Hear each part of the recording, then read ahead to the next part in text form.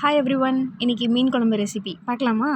First மீனை wash பண்ணிக்கிறதுக்கு turmeric add பண்ணி தண்ணியோடு சேர்த்து வாஷ் பண்ணிக்கலாம்.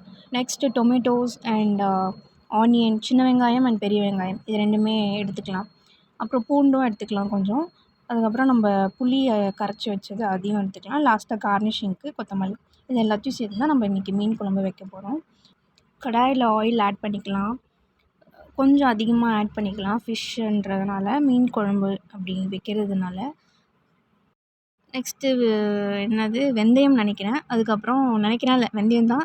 அப்புறம் பூண்டு எல்லாத்தையும் மூணு பொருட்கள் ஆட் பண்ணியிருக்கோம். 3 ப்ராடக்ட்ஸையும் போட்டு கலக்கி வெங்காயம், சின்ன ஆனியன் வந்து லாஸ்ட்டில் ஆட் பண்ணிக்கலாம். லாஸ்ட் இன் த சென்ஸ் இது எல்லாத்துக்கும் அப்புறம் பெரிய ஆனியன், கருவேப்பிலை அண்ட் அது என்ன சின்ன ஆனியன் எல்லாத்தையும் நல்லா கலக்குன்னு கலக்கி ஒரு பொன்னிறம் ஸ்டேஜில் வந்த உடனே தக்காளி அரைச்சி வச்சுருந்தோம்ல மிக்சியில் அதை எடுத்து இதில் ஆட் பண்ணணும். அப்புறம் டர்மரிக் மஞ்சள் நினைக்கிறேன் இல்லை மஞ்சள் தான் டர்மரிக் ஆட் பண்ணிக்கலாம். ஆட் பண்ண டர்மரிக் குழம்புல அப்சர்வ் பண்ணுற வரைக்கும் ஓரளவு கொதிக்கிட்டோம். அப்புறம் என்னது குழம்பு மிளகாத்தூள் ஹோம்மேட் நினைக்கிறேன் இல்லை 4 ஸ்பூன் ஆட் பண்ணிக்கிறோம். 4 ஸ்பூன் ஆட் பண்ணி அதையும் நல்லா கலரி கொஞ்சம் கொதிக்க வச்சுக்கலாம். ஓரளவு டேஸ்ட்டு உள்ள வெங்காயம் தக்காளியிலலாம் ஆட் ஆகும். புளியை கரைச்சும் ஊற்றிக்கலாம். 1 கப் புளி தான் அது. புளியை கரைச்சி ஊற்றிக்கலாம். ஊற்றிட்டு கொஞ்சம் கலக்கி விட்டுட்டு தேவையான அளவுக்கு தண்ணி ஆட் பண்ணிக்கலாம். அப்புறம் கல் உப்பு யூஸ் பண்ணிக்கலாம்.